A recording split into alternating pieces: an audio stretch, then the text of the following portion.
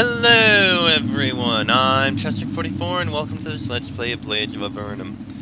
Last episode, we went with Arthur, I believe it was, to try and kill the leader of the Nephil. He led us around, and we ended up captured.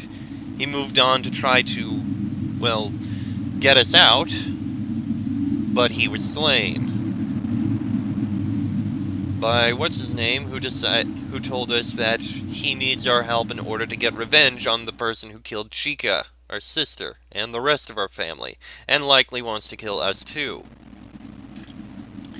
He sent a simulacrum of Chica at us to try and defeat us, but we managed to defeat it. In a way that was clever. We probably could have noticed if we thought about it long and hard, but I didn't, I admit. I checked a walkthrough and such, no matter. Clever, never would have thought of it, ever. Anyway, it's time to move on and find him. This is indeed the largest building of the Nephil Fortress. It has to be. You can see all of the walls from here, all of the barracks, all of the longhouses, and all of the bonfires. The same ones you saw at the watchtower with Malachi. It's nighttime. This is fortunate for you, since this place is not being guarded.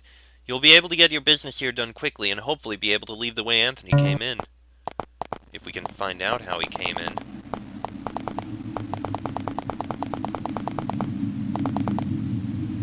These gates are, thank goodness, closed. If they were open, well, the company you would be amongst would be far from benign.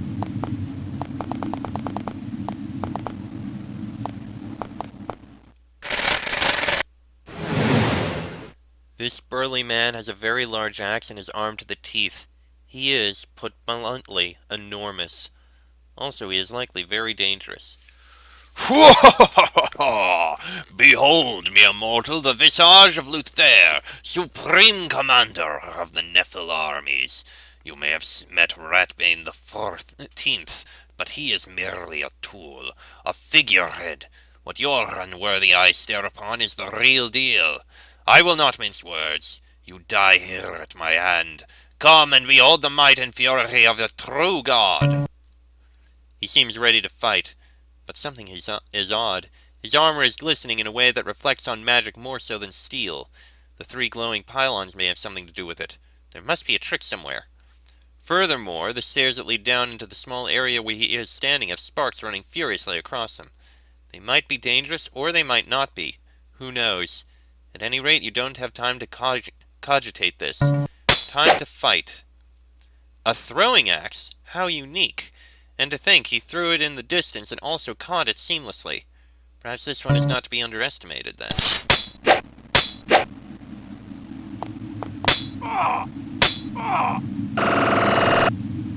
Something just happened.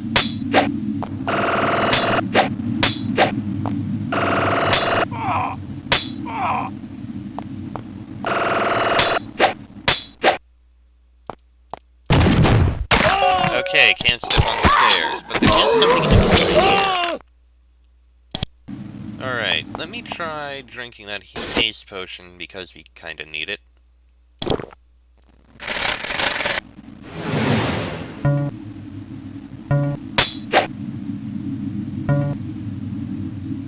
Enter combat.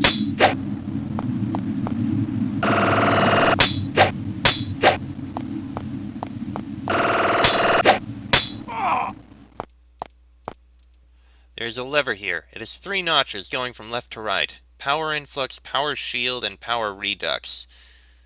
Let's put it on power influx. Ah, no! I am Duke Ubans. It cannot end this way. Ow. Ouch! The pylons, in the last instant of your life, flood the area with power. Neither you nor General Luther last more than an instant. But General Luther was Duke Ubans? Okay, let me reload there. On the plus side, I see exactly what I'm supposed to do, so let's try that again. Instead of doing a power influx, let's do it the other way. Power redux.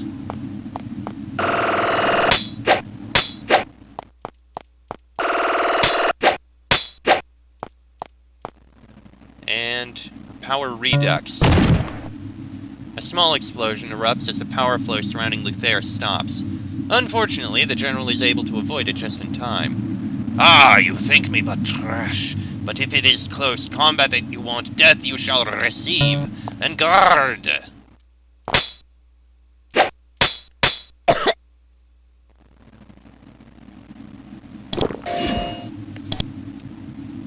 Hold on. Okay, that's painful.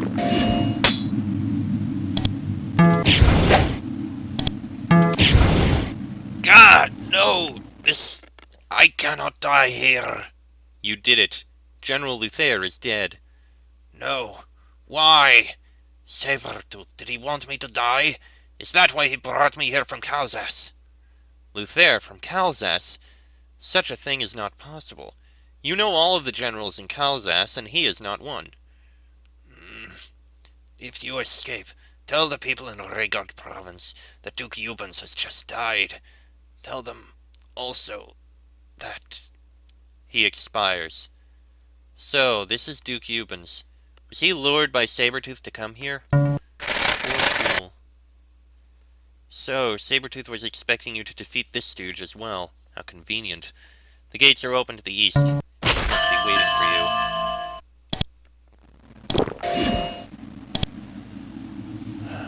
A whole bunch of unidentified things that we can't take. I wish I could see what this armor and such was. It would be fascinatingly interesting. Alright, let's go deal with him. Good, good. Come, I am waiting for you. This kill will be especially rewarding. Impressive. This seems to be a large throne room of sorts. On top of it, though, you see two familiar figures. Zenbu and an old childhood nightmare. Welcome. Welcome to the room from whence General Footracer planned to begin his coup d'etat. Welcome to the room where Ratbane the 13th was doomed to defeat. Welcome to the room where Ratbane the 14th is doomed to defeat. Oh, but I cannot see the nuances of your supple visage from here. Come closer. Come to me, Fox. So, how does it feel to face your murderer like this? I must admit, few creatures ever have the luxury of knowing precisely when they will die. I am somewhat envious. Why? Why did you do it? Why? Because you have the genes of many good men. I had made a living watching your kind suffer, your altruistic deeds staring threats with kindness and being cut down. A staunch, well-trained animal like yourself will never understand the absolute rush of breaking a frail neck between your clenched fists. You'll never know how to truly drain away innocent life. Immortals like me, we are needed. And yet your ancestors, you murdered so many truly worthy sorcerers and torturers. That is why I exact my revenge. They deserved it! I must admit you are a pesky one. I had planned to bribe the guards into arresting you to torture at my leisure. Your escape was not foreseen. That is why I came here. These Nephils will die for my pleasure, but you are my real prize. You are the gored summit of my mountain of carnage. I will put you down, Sabertooth! Enough! Burn in the hell you made for everyone in this valley of death. Zenbu. Ugh. Damn you, Zenbu, I will be back someday! So, Fox, he fled, wounded. But now I have the army at my back. His time will come eventually. I trust that he is now a non-issue. I like your attitude. You have the makings of a true warrior on the inside. Yes, we could get along well, you and me. Us two, together. You have had much time to think. You must know that it is true. We are the same. Both of us tortured, brought into something terrible. But now that he is injured, are we both not beyond that? We are. We are something greater, something more powerful. Can you not see it? Our future. Brothers in hatred. Hate only brings destruction. What? What did you say? Hate brings destruction? Well, of course, it has, does, and will continue to do so. But we can ride this despicable steed rather than be trampled by it. An army of Nephilim is at my back. I can take command. I can defeat all opponents. But you don't understand this, do you? You don't understand my ambition. What are you talking about? You, Casimir, how dare you strike me? It is Sabretooth. He does not sound pleased, but Casimir, is that Zenbu? I may be severely injured by your treachery, but do not forget that I control your body. Do not forget as I make you slay your compatriot and conspirator. Zenbu, Casimir, raises his claws into the air. His eyes are bloodshot and his motions are mechanical. Indeed, his body does not appear to be his anymore. This could be very bad. Casimir. What?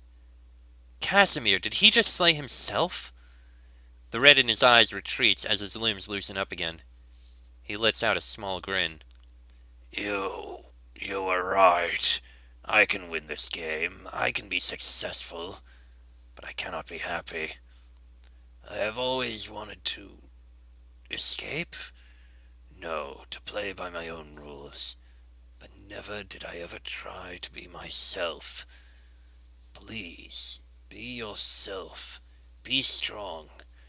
Carry this ambition of yours and mine. Farewell.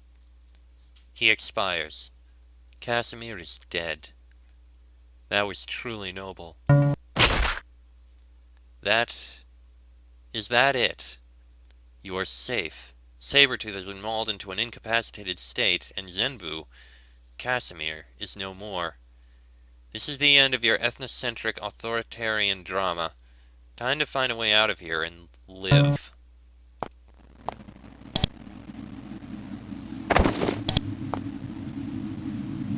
What the hell has been going on here?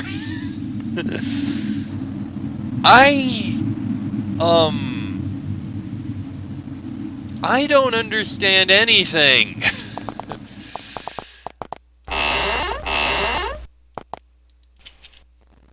Okay. We have a whole bunch of loot back here. I guess grab that wand. This apparently controls some sort of portal in the other room. There's a series of destinations you can set this portal to go to, but currently the portal is not activated, hence why you did not see it before. There are many bases, but all of them go to places within Nephilim-held territory. There's only one destination on here that looks like a place you'd go to. Fort Evilis. That's it. Time to move on. What if our companions, though? Step into the portal.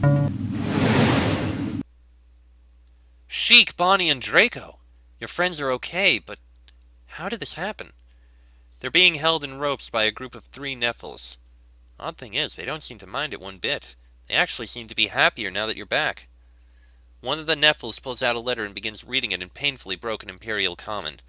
The characters must be in its language, but the sounds come out clearly enough.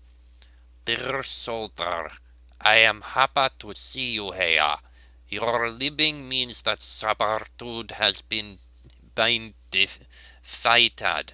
In return for doing this, I am giving you your friend back to you. Go back to Karzash, that must be Kalzas, and summon the Emperor here, so that we might do battle together. Siend Ratbian the Fortiens. The Nephilim cut the ropes on your partners, and apparently having forgotten the rest of their directive to let you go peacefully, attack.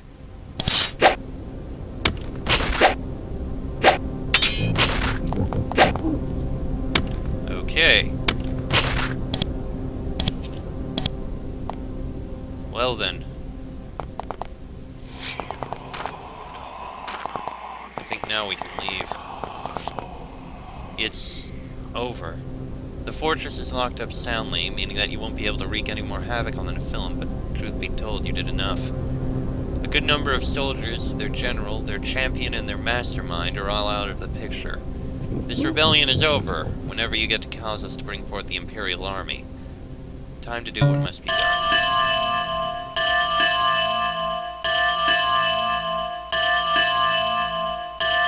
Whoa! How many level ups are we getting here? Okay, how long is this gonna go on for?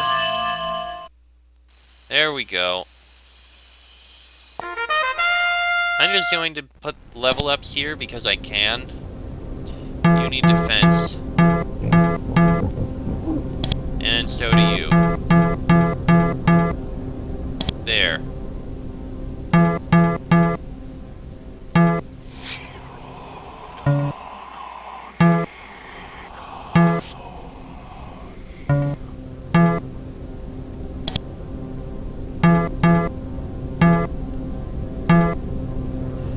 Okay, I think that's good.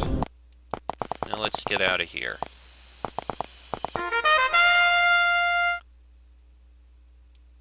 This is the road to Rhaegar Province. Are you sure you want to leave the Evil East frontier?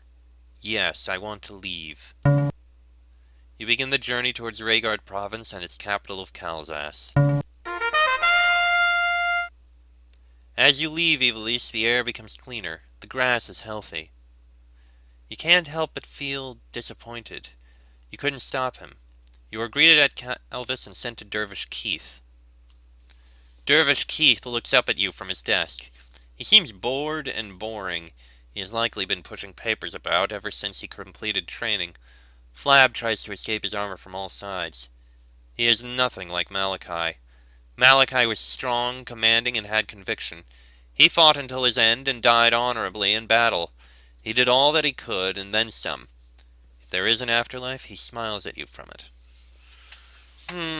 My papers say that you all are Fox, Sheik, Bonnie, and Draco, formerly under the command of Captain Biggs. Since your commanding officer is dead, you will have to swear an oath that you speak truthfully. You nod and tell him so. You tell him everything. You tell him about the ambush, meeting Dervish Malachi, the war party, the death of Malachi when the Nephils attacked Fort Ivalis. You tell him about how you broke into the abandoned Imperial fort they were using. When you tell him about General Luthier's confession of being Eubans, he is shocked. That can't be! The way you described the warrior, with his armor and axe, and that he was a human within the armor, and the way you described his voice. I cannot believe this. Is that where he has been this entire time? I had no idea. This makes no sense, but go on.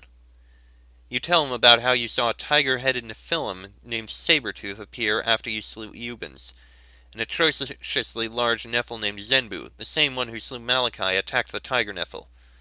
You then tell him that, according to the testimony of Zenbu, he used to be named Casimir, and was transformed 1 month ago. That's when Eubans was attacked, and Casimir was one of his bodyguards indeed. How strange, but go on. Finally, you describe how Casimir broke free from Sabretooth's trying to control his body by nobly sacrificing himself to save you. You finish with how you used the portal the Tiger Nephilim was constructing to escape back to Ivalis. You say nothing about your family disease. That is not for this bloated swine to know. The Nephils in Ivalis, with their leaders slain, are anxious to surrender. Ratbane the 14th, the only remaining leader, signs a treaty with some dervishes, and peace is restored. Dervish Keith's investigation begins. Everything that you said would be there is. The corpses are all where you told them that they would be. Dervish Malachi and his men are all given proper burials.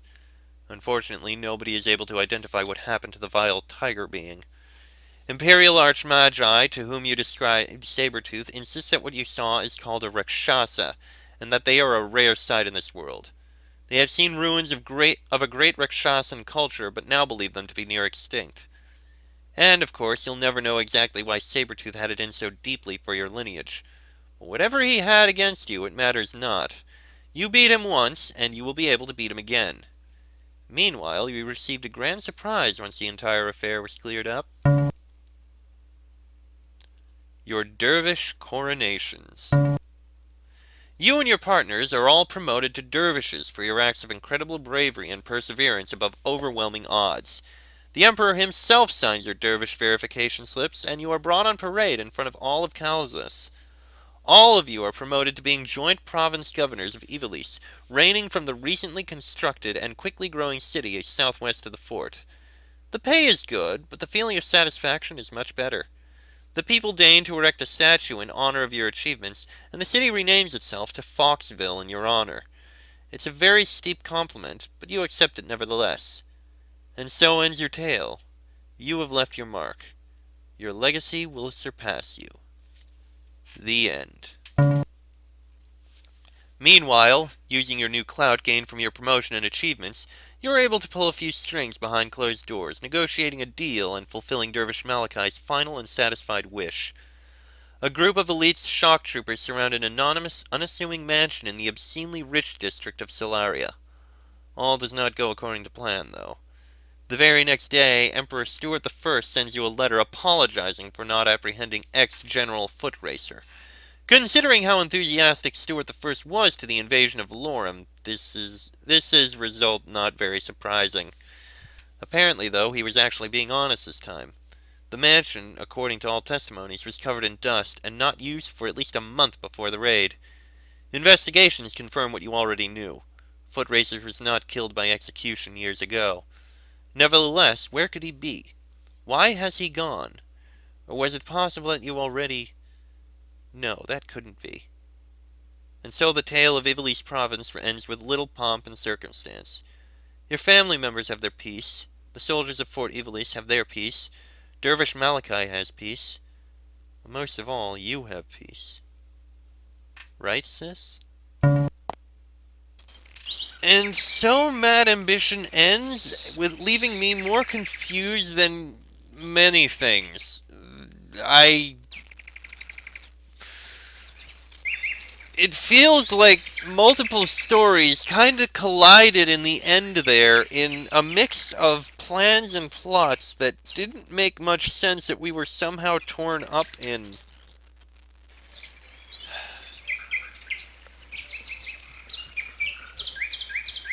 Yeah, that all happened. Maybe it's because I, forgot some parts of some of this or something. I don't know. There were fascinating parts. It was very well written, but that ending... Maybe it's because it's been a week since I did the first half of the scenario, and thus part of it didn't stick with me as it probably should have, but... I don't know. So, sue me. Before I do anything else, I just want to do something quick and simple, if you don't mind. Running into the Artifacts Hall because you can identify my stuff, and I can now know what this stuff is. Of which I only have a few things. Okay, so what are these things we happen to get? We've got Fine Tribal Spear, which is useless. Chitin Armor, Small Steel Shield. Zenbu no Yoroi. That is incredibly powerful. 50% resistance to elements and magic? Yes, please. I mean, the scrap metal mail is still powerful. Better than the Shamshot. And what's this? Just a steel-edged sword? 30% chance to hit in melee. That's actually pretty good. In fact, that's better than the Blessed Short Sword. It's worth giving this to Fox, I think. Blessed Edge Sword is even better than that. Oh, wait. Oh, they're two-handed. Oh. Well, I'm not going to be using that. Still, that scrap metal mail is pretty darn good. Alright, I'll just quickly sell these things. The ones I don't need.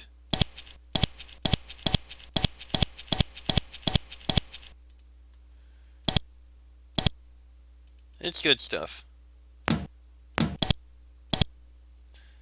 That's all I really needed to do. Is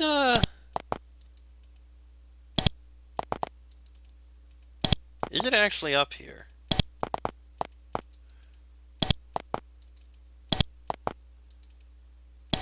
You know, the, Mad Ambition. Is it up here? I want to see if it is.